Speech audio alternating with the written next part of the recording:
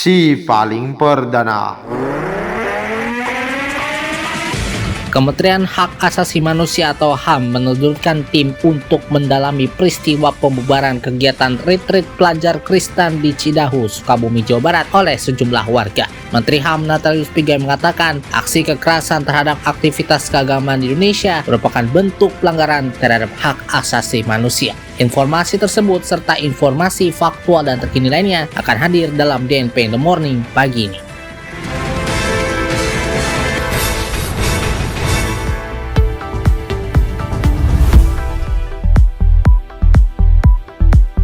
DNP in the Morning kembali mencobai Anda untuk edisi Selasa 1 Juli 2025. Anda bersama saya, Andika Rizky Rehansyah. Tom Lembong sebut harga gula tahun 2016 tembus Rp16.000 karena telat impor. Hashim Joyo Hadi Kusumo menilai anggaran makan bergizi gratis atau MBG rawan disalahgunakan. Serta Presiden Prabowo Subianto ingatkan ke para menteri agar bekerja dengan sungguh-sungguh.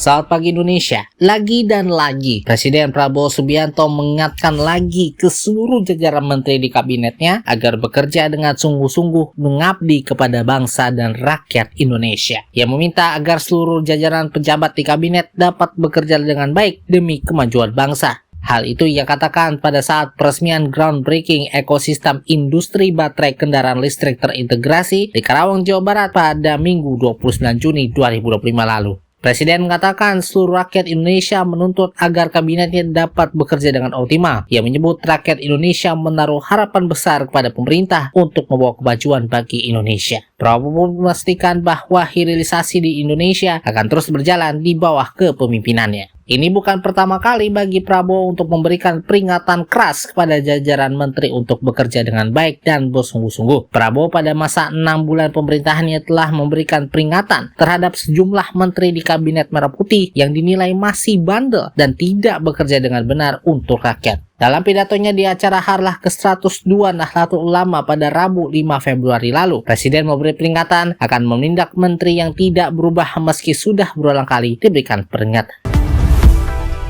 Kementerian Hak Asasi Manusia atau HAM menerjunkan tim untuk mendalami peristiwa pembubaran kegiatan retreat pelajar Kristen di Cidahu, Sukabumi, Jawa Barat oleh sejumlah warga. Menteri HAM Natalius Pigai melalui siaran persnya mengatakan aksi kekerasan terhadap aktivitas keagamaan di Indonesia merupakan bentuk pelanggaran terhadap hak asasi manusia. Katanya, negara menjamin setiap pemeluk agama beribadah sesuai dengan keyakinannya masing-masing. Atas dasar itu, tutur dia tidak boleh ada pelanggaran, intimidasi, atau bahkan kekerasan yang membatasi hak tersebut. Pigai memastikan kementeriannya akan serius untuk mendalami permasalahan yang terjadi di Sukabumi tersebut. Pembubaran tersebut terjadi di Desa Tangkil, Sukabumi, Jawa Barat. Dalam video viral di media sosial terlihat sejumlah orang merusak fasilitas di bangunan yang menjadi tempat ibadah. Mereka juga tampak memecahkan kaca jendela hingga properti lain di dalam ruangan. Kasih Humas Polres Sukabumi Ibtu A. Saifur Rahman membenarkan peristiwa perusakan tersebut. Akan tetapi ia mengklaim bangunan yang dirusak merupakan rumah singgah biasa yang diduga menjadi tempat ibadah.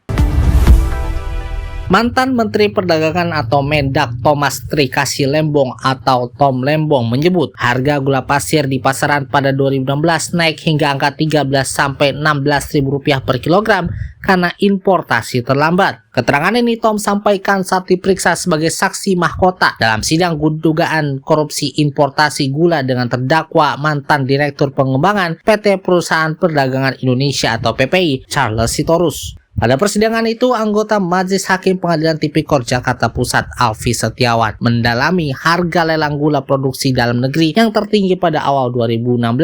Hakim Alfi selalu menanyakan apakah harga lelang itu berlaku hingga akhir 2016. Namun Tom mengaku tidak mengetahui dan tidak mengantongi data-data tersebut. Ia hanya mengetahui pada pertengahan 2016 harga gula di pasaran melonjak dengan rata-rata Rp13 sampai Rp16.000 per kilogramnya. Dalam perkara ini, Tom didakwa melanggar pasal 2 atau pasal 3 junto pasal 18 Undang-Undang Nomor 31 Tahun 1999 tentang pemberantasan tindak pidana korupsi, junto pasal 55 ayat 1 ke 1 KUHP.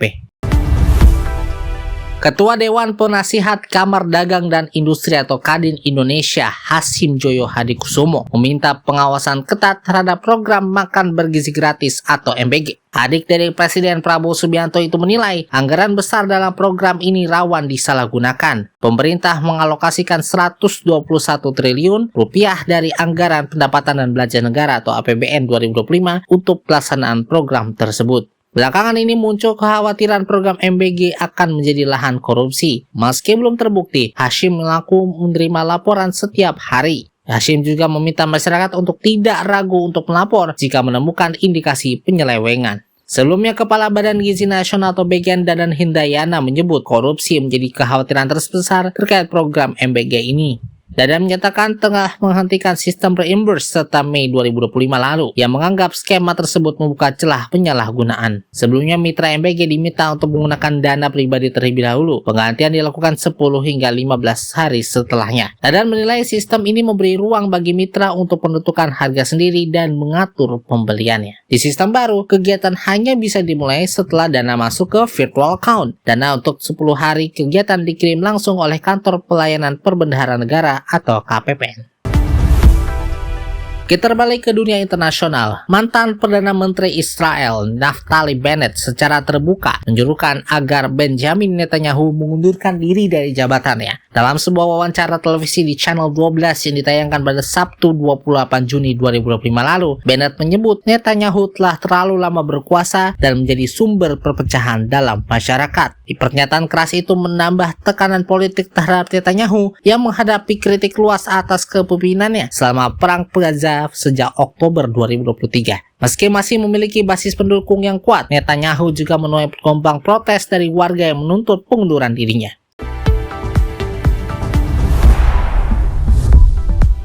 Sekian DMP in the Morning. Dapatkan informasi yang faktual dan terkini lainnya melalui situs kami di www.dmpmedianetwork.com. Wakili kerabat kerja yang bertugas, saya Andika Rizky Rahansyah. Terima kasih atas perhatian dan kebersamaan Anda. Ini adalah DMP Integrated News. Lebih informatif, lebih dari informasi. Selamat pagi Indonesia dan selamat beraktivitas.